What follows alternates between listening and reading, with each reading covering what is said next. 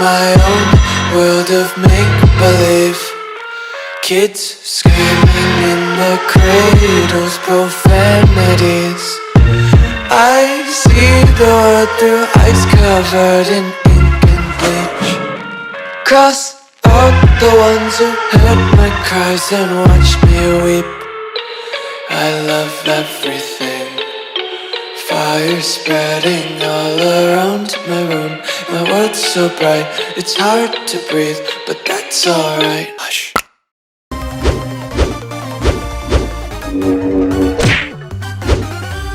Welcome guys sa ating channel. Again, this is Mega Mac. For today's video, magre-review tayo ngayon ng items mula sa brand na Mission. This brand really took my attention. At syempre, good quality. By the way, this video is sponsored by Forge Gaming PH. They are distributing brands like Nikuma and Mission at marami pang iba. Please check out their Facebook page and their online shopping, Lazada and Shopee. Check nyo lang dyan sa description. So here's the quick spec of Mission Keyboard MK007. Ang keyboard na to ay may weight na 905 grams. So practical lang. Hindi mo naman kasi kailangan ng sobrang bigat na keyboard dahil hindi mo naman siya bibit-bitin. Error-free running time more than 50 million times. At mayroon siyang dimension approximately 137 by 136 by 38 millimeter. So yung size ng keyboard na to, hindi siya ganun kalakihan. Hindi rin siya malapad. Although meron siyang numlock, so typical lang siya na size ng mga keyboard. Wire length is 180 cm. Yung nasa wire niya, hindi naman siya ganun kaikli. At saktuhan lang siya in case na malayo yung computer mo. Pero mas maganda na rin na mahaba kaysa maikli. Injection, recap, wear-proof, and highlight transmittance. So dito sa Mission Keyboard MK007, kitang-kita mo talaga yung mga print ng keys niya.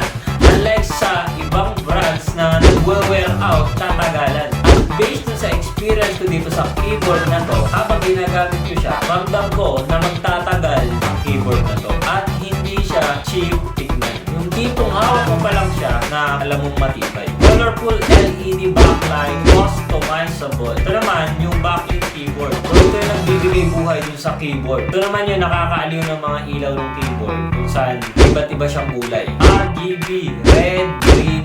Meron din siyang quick multimedia function which is the FN plus the combination. Meron siyang 6 na modes. Ito nga yung pwede mong iba-ibahin yung kulay ng mga keys niya based dun sa nilalaro mo. Maglaro ng LOL, Dota, racing games, COD, marami pang iba. Kailangan mo lang pindutin yung FN plus yung combination dun sa keyboard which is 1, 2, 3, 4, 5, 6. FN plus 1, FN plus 2, FN plus 3. Doon na siya lalabas. At gumagamit din pala itong keyboard na to ng blue mechanical switch which is napakaganda para sa akin. Sobrang bilis kasi ng mga blue mechanical key at ayos na ayos ang performance lalo na sa gaming. Favorite ko kasi itong blue mechanical switch kaysa sa mga red, brown at kung ano pang lumabas na mga switch. Kasi masarap sa tenga yung mga keystroke na naririnig mo at nakaka-enjoy din habang maglalaro.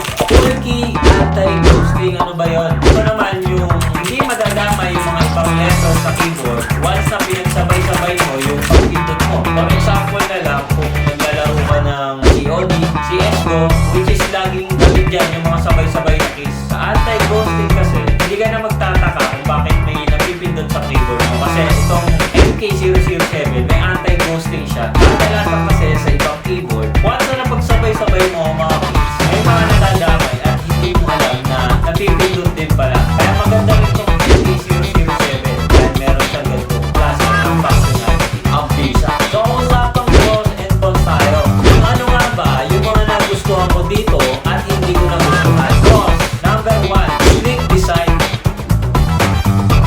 Number 2, aluminum body.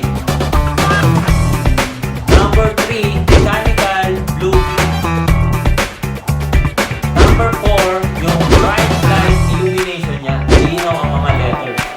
Number 5, yung Windows lock, which is sa ibang keyboard, hindi ko nakita. Napakaganda ng Windows lock, lalo na pag naglalaro ka, napindot mo yung yung Windows, automatic masisira ang laro. Usapang cons, number 1, no software included. Kadalasan kasi sa mechanical keyboard, meron silang software para ma-customize mo yung mga keys kung iba na yung lalaruin mo. Number 2, non-customizable key light. Meron kasi ibang mga keyboard na kahit wala siyang software, na iba pa rin yung kulay ng mga keys. Kasi dito sa MK007, wala yung prompt key na to. So as is lang yung mga kulay niya. Ang meron lang talaga dito is brightness, tone cutting, key labels. Ano ba to? Kasi ko dito sa keyboard na to, example na lang yung print screen. Ginawa nilang PS instead of print screen. Para sa akin, in case na hindi niya lang gagamit nito at wala talagang kaalam-alam, hindi niya malalaman kung ano yung mga ginawang shortcut term para dun sa mga keys na to.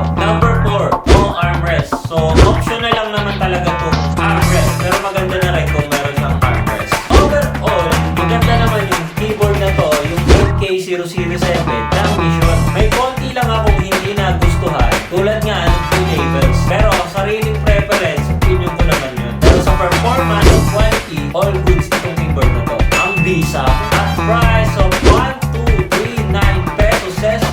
Hindi na to masama para sa mga gamers dyan. Number 1 dyan, budget friendly. At talaga, hindi masakit sa bulsa. Imagine, 1,239, meron ka ng mechanical gaming keyboard. So ayun lang guys, sana nagustuhan nyo tong video natin na to. Kung may mga bagay kayo na gusto nyo ma-review namin, maaaring mag-comment lang kayo. At asahan nyo pa ang mga susunod pa namin mga videos. So keep liking, keep commenting, keep sharing, at magkakaroon din kayo ng mission. Don't forget to subscribe at i-hit nyo na rin ang notification bell button para updated ka sa aming mga video. Muli, ito po si Mega Mac na nagsasabi na lamang ang may alam.